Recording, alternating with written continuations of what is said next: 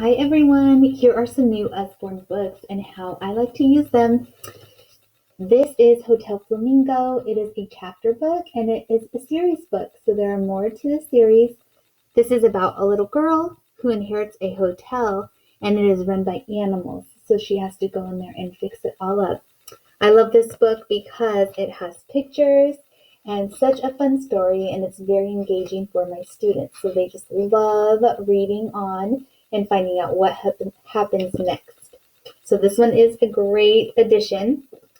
I also have been loving this series. It comes in a huge book set, and they are great because it helps your students read. And so it starts off as a dual reader. So what that means is there's a section for you to read on the left, I'd like to be a mermaid, and then the student reads the section on the right, I can sit on a rock. And so why this is so wonderful is that you're reading together, but instead of just the story being so simple, it makes it a little more exciting because you can just incorporate some more words. So it paints a better picture. The illustrations are so great, and it helps the students feel successful. At the end, there's lots of puzzles and activities, and you can see the words that you're practicing for this story. And when students have success and they've mastered this one, they just go on to the next story, and they get progressively more difficult, and then your students will have finished reading the series and they can go on and do some more.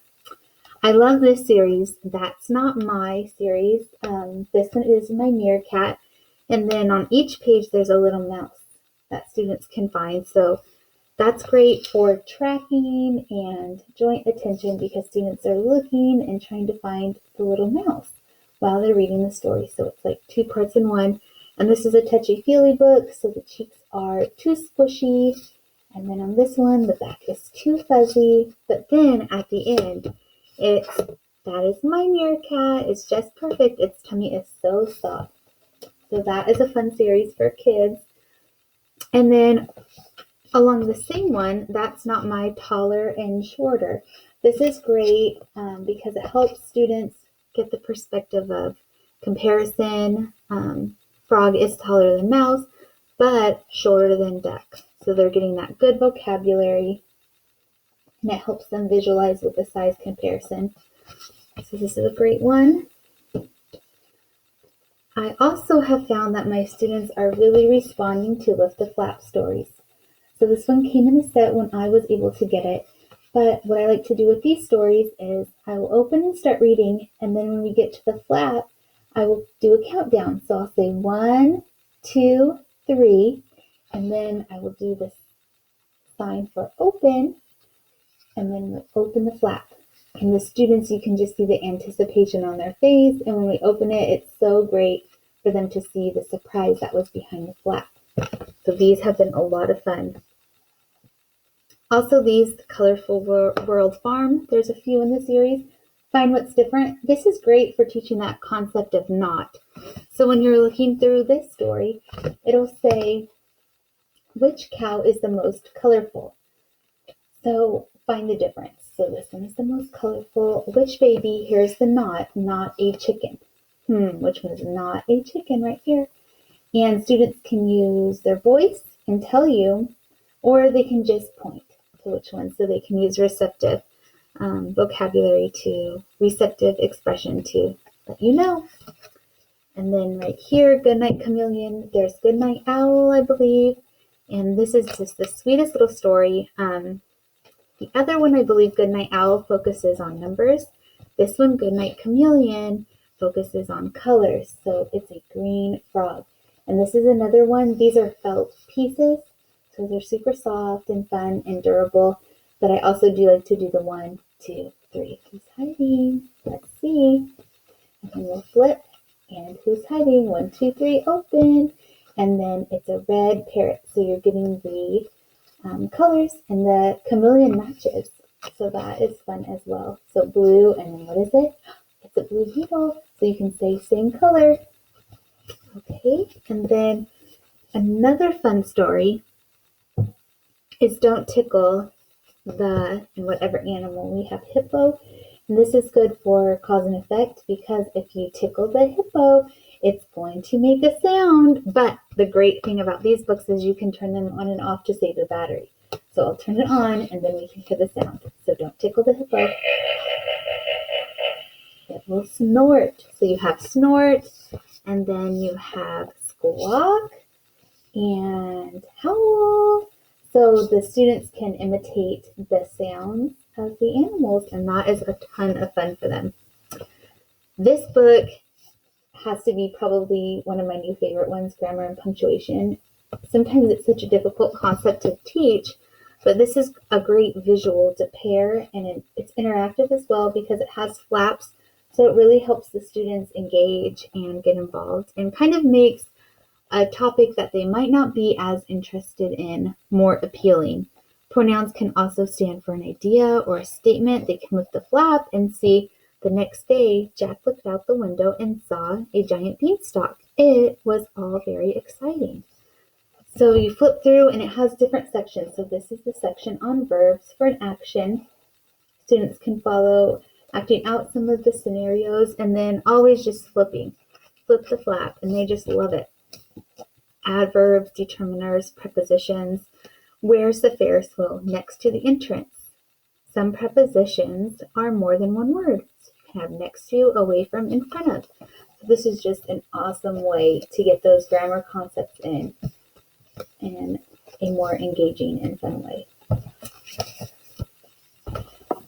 This is a new story that I just got at another party that I went to, and it's so great. I'm going to use this story for motivating and for reward. So it's a sticker book, and so the stickers are at the end. So when I do a lesson with my students or have a session, I will just let them pick however many stickers they earn. They can pick whichever ones they want, and then we'll go back to the corresponding page and they can put it in. And then we'll work on this and they'll build the book together, not just by themselves, but with all the students that come for speech. So that'll be kind of fun to see how the book progresses.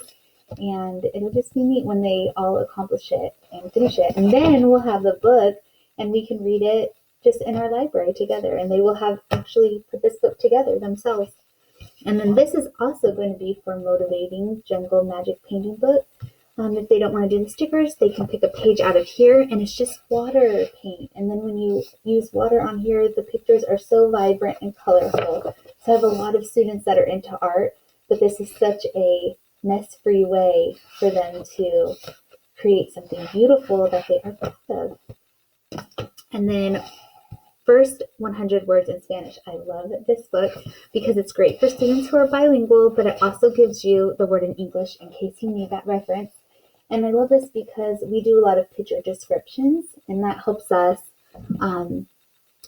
work on receptive and expressive vocabulary, and also we can make longer utterances. So instead of, for example, dog, you can say, well, what is the dog doing? The dog is running. And you can work on pronouns. They are playing soccer. He is walking the dog. What is she doing? Sliding. Okay, well, can you use a complete sentence? She is sliding. So there's just so many things you can do with picture description scenes. So I love this for that. The Big Book of Colors. This is also a favorite. I've used this so many times. I love the illustrations in here. And each page has a different set of colors. So we have blue, green, yellow, and it just continues. And I like to just hold it up and ask the students, what do you see? And they can use a sentence frame if they're working on it. Some will say bus, and I'll say, can you use your sentence? I see the bus. Okay, what color is it? Yellow. So let's say, I see the yellow bus. I see the yellow lemon. Ooh, is a lemon sweet or sour? Sour. What does the bird say? Tweet, tweet. So you can just extend this in so many different ways. Okay, just a couple more. This is a new series. I was able to get Secrets of Our Earth and Wonders of the USA. This is a Shine the Light book. So this is so exciting and fun for students to read because it's interactive. You can read the descriptions on the left, and then right here you would take a flashlight, put it underneath, and then you could see extra through it. But if you don't have the flashlight handy or anything, you would just turn the page and you could just still read it on its own. So that's great But if you were to shine the light, you would have seen this projected on the other side. So it's kind of a really fun feature, and they just love that.